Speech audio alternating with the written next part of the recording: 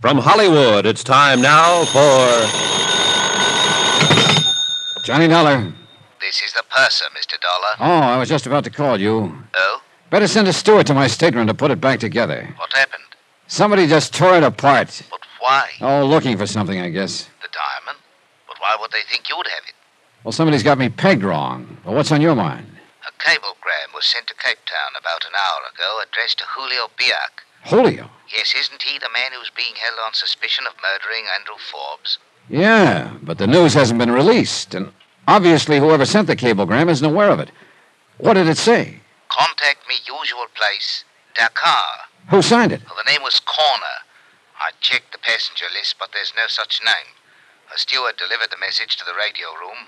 I've sent for him. He should be able to tell us who sent it. Nice work, Purser. Could be you just helped me wind up this case.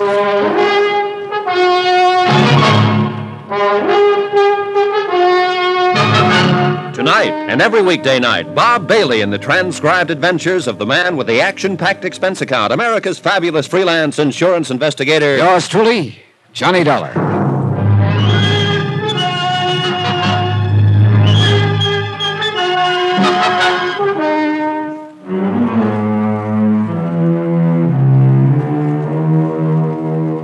From Special Investigator Johnny Dollar, location at sea, en route Capetown to Dakar. To the Home Office, Tri-Eastern Indemnity Associates. Assignment, the Star of Capetown matter. Expense account continued. Item 10, $10. A token of appreciation to the purser for furnishing me the one good lead I've had in this deal. A cablegram to Julio Biak, who is being held in Capetown right now as Andrew Forbes' probable killer.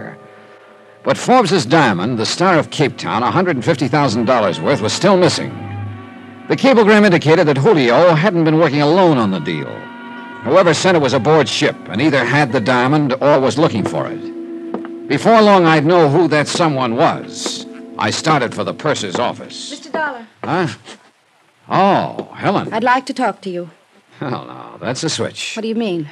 Ever since I got aboard this ship, I've been trying to talk to you, but you weren't having any. I don't know what this is all about, but you've gone too far, Mr. Dollar.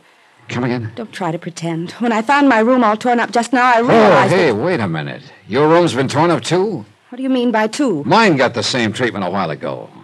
I don't understand. I thought it was you who... Look, Helen, I think you and I had better have a little talk right now.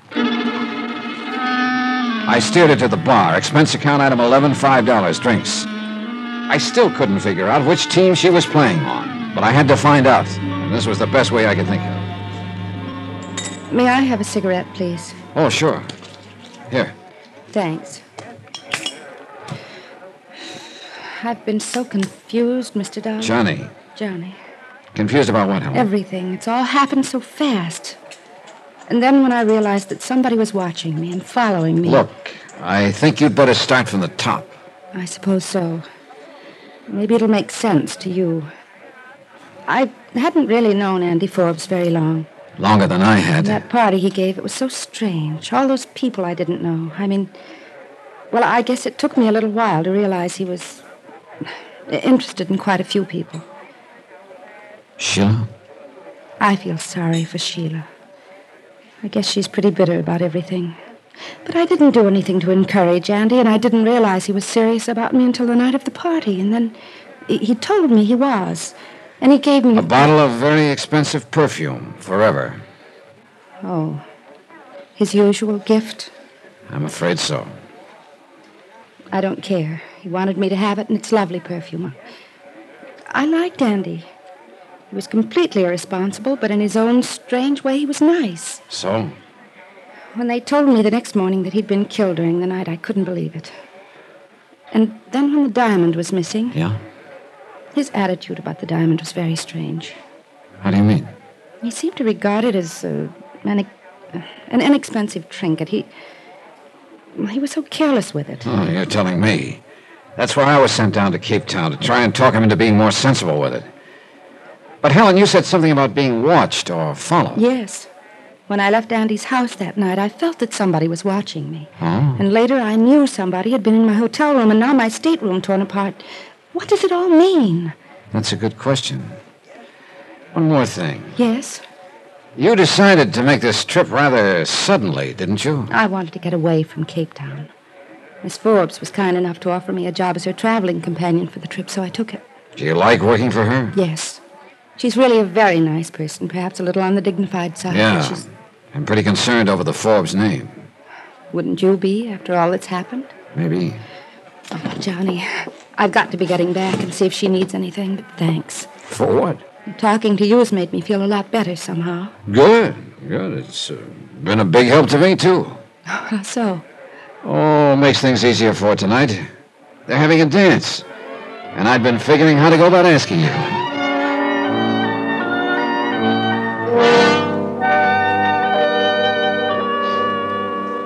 No, dear, there isn't a thing I need at the moment. Then if you don't mind, I'll go to my stateroom and change. Of course, Helen. See you tonight, Johnny. Right. Well, you two seem to be getting along pretty well now. Yeah, I guess so. I'm glad. I'm sure you realize by now that Helen couldn't possibly be involved in the murder or the diamond theft.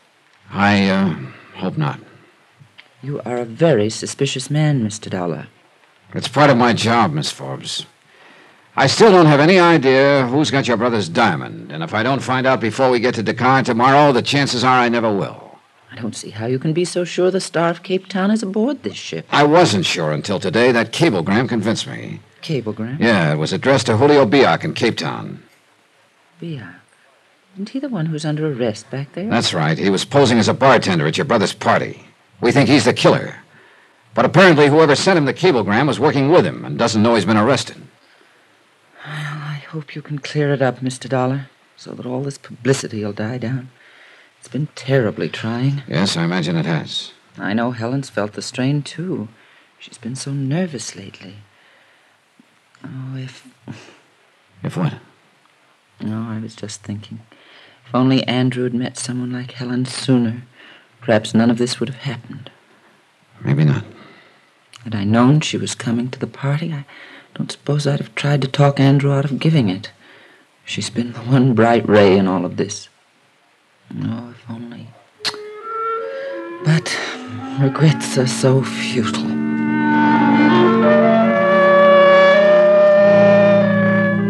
She looked old and tired and lonely.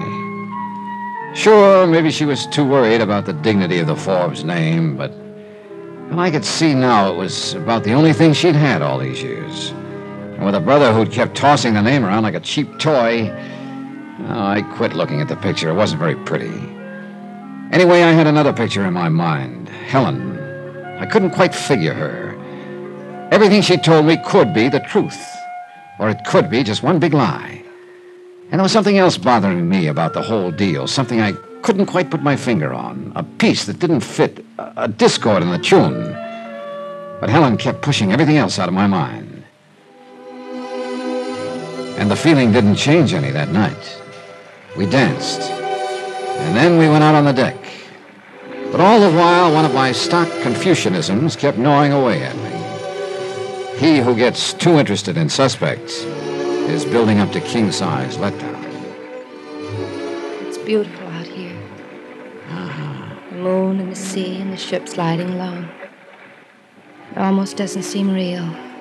I know. I almost wish it could go on this way forever. No people, no places. There's just one thing wrong, though. What? That routine doesn't work for very long. I know. Johnny. Is there something wrong? What? He seems so far away, so preoccupied. Oh, just thinking about a lot of things, I guess. It's not being very informative. I'm sorry, I guess I'm not feeling informative. It's okay. Sometimes talking isn't very important. You know, Johnny, the last few days have been a sort of nightmare for me. But tonight everything seems so nice. Why would that be, Johnny? Maybe I could make a kiss. Maybe you could. Oh, Johnny. Sorry, I'm not. Well, say now, if you two don't look just like a picture postcard. Hello, Mr. Stacy. Stacy. Yes, sir, I tell you, if they could put a picture of what I saw a second ago in all their travel folders, they'd double their business. How nice for them.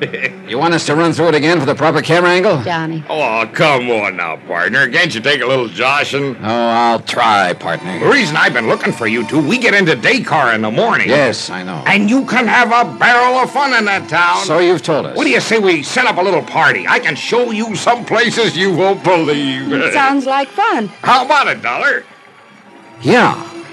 You can count me in, Stacy. Good. I'll see you in the morning then, bright and early. He means well, Johnny. Maybe. You don't sound very convinced. I don't know. Half of my job has always been sizing up people. Suddenly, I seem to have lost my touch. Meaning me? I didn't say that. If it's any help in sizing me up, what happened a moment ago? I meant that, Johnny. Mr. Dollar. What? Oh, excuse me a minute. Sure. Be right back. Yeah, what is it, Percy? That steward I was telling you about, Mr. Dollar? The one who delivered the message for Capetown to the radio room? Well, where is he? That's just it. I don't know. You what? I can't understand it. I've looked everywhere. I'm worried. That's not good. I was counting on him to tell me who sent that message to Julio Biak. Whoever did is probably working with Biak and could have the diamond. Well, I'm sorry, Mr. Dollar. I'll keep looking and let you know the minute I find him. I turned back toward Helen, but she was nowhere in sight. I started along the deck to see if she... Johnny! What happened? What's the matter? I was walking along the deck. As I passed the lifeboat, somebody stepped out from behind it and grabbed at me. Who was it? I couldn't see. Well, come on, let's take a look. He ran away when I screamed. Oh, I see.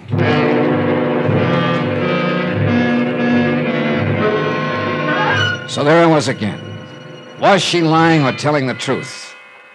I took her to her stateroom and told her to lock herself in for the night. Then I went back to deck and tried for the umpteenth time to put the pieces together. But I didn't have long. Suddenly everything was noise and confusion. Almost by the time I got to the stern, the ship was circling, lowering a boat. 20 minutes later, they hoisted a body aboard. He was wearing a steward's uniform, and one look at the purser told me which steward it was. Yeah, my one good lead, gone.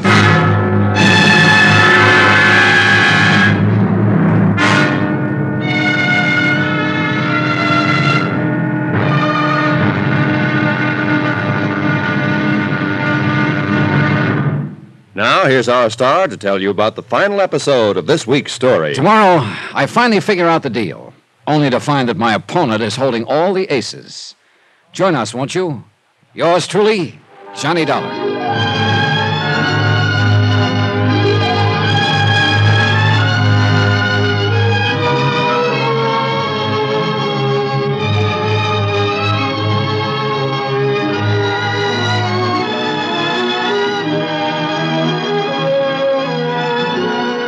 Yours truly, Johnny Dollar, starring Bob Bailey, is transcribed in Hollywood. Written by Robert Reif, it is produced and directed by Jack Johnstone. Be sure to join us tomorrow night, same time and station, for the next exciting episode of Yours truly, Johnny Dollar. Roy Rowan speaking.